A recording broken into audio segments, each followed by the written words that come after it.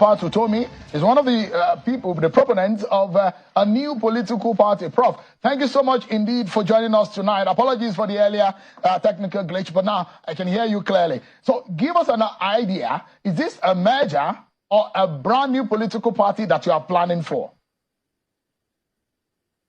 It's actually a really clean start. So you have to start from the premise that Nigeria has not had a political party since 1999. And let's be very honest with ourselves. What we have managed is to create platforms that enable machine politics from which to grab power, usually for the purpose of state capture. If you want to test that, check how much the quality of life of a Nigerian has improved since 1999. It's frightening. But the truth is the matter that in 1999, the political class managed to build a certain coalition of accommodation to keep the military out and share the spoils of power in Nigeria, and somehow did not manage to create an alignment with the Nigerian people to improve the quality of their lives. That's why you can see Nigeria deteriorating, becoming the poverty capital of the world, becoming the center of widespread violence everywhere. And if you want to take some clear examples, I want anybody who is a political scientist, economist in Nigeria to look at where India was in 1999 and where Nigeria was. In terms of both violence in politics, the quality of life of people, and where they both are today, Nigeria versus India. In 1991, India was technically bankrupt. Foreign reserves could not accommodate more than 3 weeks of trading. What has happened since 1999 is that India's politics has managed to focus on rational engagement of a developmental state. If you look at the numbers today, India is now speeding past the so-called miracle economies of Southeast Asia. Nigeria, on the other hand, has been traveling in the reverse direction.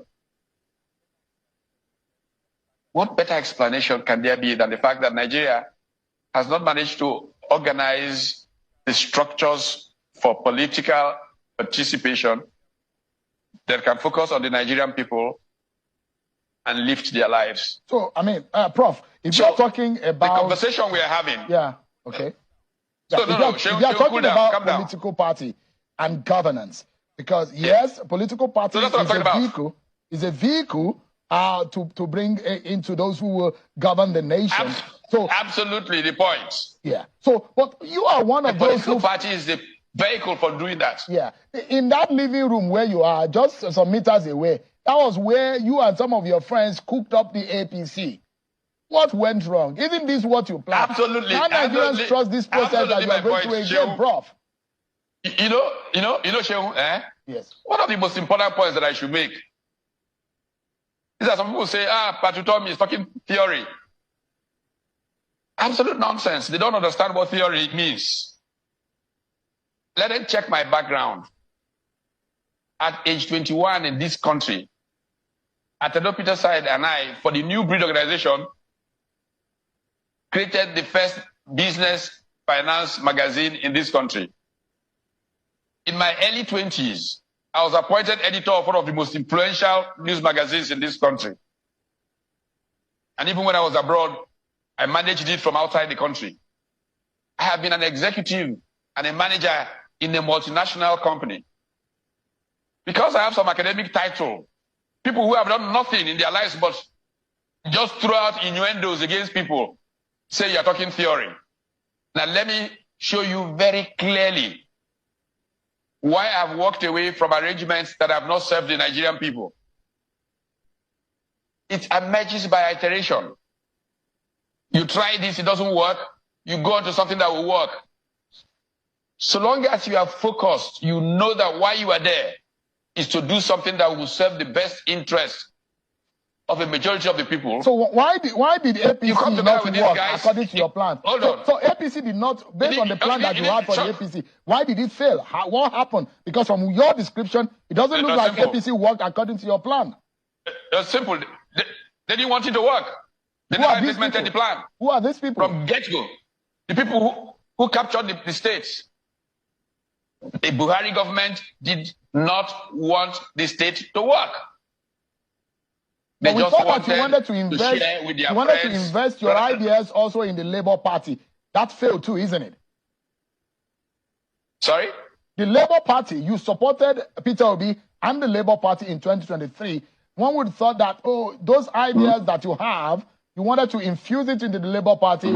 That also failed. The same thing happened to the Labour Party. Shehu, you can't make that statement, Shehu. It didn't fail. Even though it was a hurry-up offense, as they would say in basketball in America. Just let's get this thing to show this system. That's why we want to calm down now. Design and put in place a real political party with clear ideas of how you become part of it, what you will do in it, and therefore you accept to do it or not to do before you come into it, where there will be a clear agenda, a party plank, that the day you arrive in office, everybody from PAMSEC to level 8 officer knows what they must do every day to move Nigeria to a certain level. You don't do it, you get fired. So this business of just arriving and looking for how much money to transfer to your account, to transfer to that person's account, this, will not be there because you are very busy implementing something that everybody has agreed with, talked about in the public space. And civil society is holding you accountable. Serious media is holding you accountable. And the whole of society knows what you will do next month. If you don't do it, somebody will ask why not. Not to get there and begin to try to enjoy yourself and just generate hubris, pure hubris. 50 car motorcades, this, that. That's not how to govern a people who are dying. So, Prof, let me without having to put the cart, is it the horse before the cart or the cart before the horse now, are you hoping that Peter Obi, for example, will be the presidential candidate of this new party you are forming? No, we're not talking about candidates now. We're talking about what the party will look like, the values that the party will stand for, the policies that the party will stand for, a national strategy. Now, I give you a small example, Shehu. Look, in South Africa, up to ward level of the ANC, they have conversations about public policy, ward level. And all these flow back, and they can ask whoever is president of South Africa questions based on that. Who in the APC has an idea what APC is doing?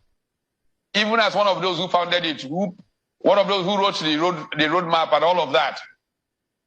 I wrote more than 10 letters to the chairman of APC. I never got one single reply, not one reply. And so the APC was just a concoction, a private enterprise of a few people that was justified with the people who they got to run around. And the object was simple state capture.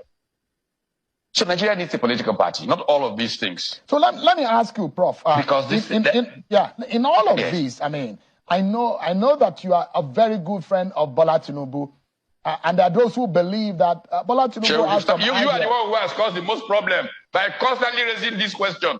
It's not about friendship or non-friendship with any particular person. Somewhere, Prof. It's about how you run a country. Yes. But the idea is that if you have friends whom you trust their capacity, you can as well, because your friendship with Bola Tinubu I guess, has always been issues of ideas that you've had together. And, the camaraderie that you've shared before now is also about ideas. So I'm imagining that is there some kind of trust that you have in the Nigeria of today in the person of Bola Tinubu because of what is going on in the country, the renewed hope agenda? Can Nigerians look forward to those ideas ahead of 2027 where that competition will come up? I'm not even thinking of 2027. That's why I'm saying Nigeria has become a circus of elections. Let's leave elections for now. Let's look at how our country can be made to work for everybody. And let's create a political party that can bring the issues to the fore for all the Nigerian people to have a kind of consensus on how to solve problems. If we have that consensus, we will find Nigerians who can provide leadership positions. And their provision of those leadership positions will not be about what they get for themselves, because this narcissism is a cancer that is tearing Nigerian politics down. What we need are people who sacrificially give of themselves to build a great country with their possible reward being immortality. When I talked to several of the presidential candidates in the last run about this track we're traveling, yes, I've had conversations with Alhaji Atiku Abubakar, I've had conversations with Engineer Rabiu Kwankwaso, I've had conversations with Peter Gregory Obi, and the people like Raf Okewosu of ADC, and some of those that would probably constitute some of the base. And I've said to them, it's not about you. It's about Nigeria. It's about the ordinary person in the state. It's about really, truly moving from this business of sharing of trickles from oil sales to how we can become one of the most productive economies, because our factor endowments allow that. But our politics has not allowed Nigerian people to produce. Nigerians, the politicians just go there to grab. They don't even have the discipline to sit down and plan how Nigeria can produce its way out of poverty and everybody can be happy. Look at how it is happening in India. I just keep feeling, as you know, Shehu, I have very good relations in India. There are friends of mine in India that are struggling to get me to come and sit in India for a few months in a university and do this, do that. But I just feel so. What's wrong with the Nigerian elite? Why are we satisfied with nothing? And then they will try and rationalize it by saying, now you're talking theory. What nonsense? What nonsense? How many of them have had the kind of jobs that I have had as an executive, as a manager, as an entrepreneur? I say I'm talking theory. Do you know that there is no practice that makes sense without theory? But this is the laziness that Nigerian politics has introduced to Nigeria. That is con thinking. And they say ideas is theory. That is, it just makes me so furious. That's why we're as poor as we are. That's why there's so much violence everywhere.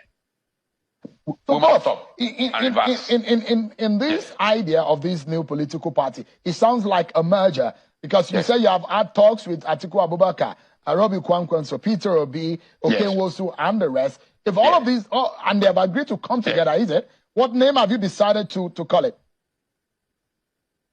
No, we're not talking about names yet.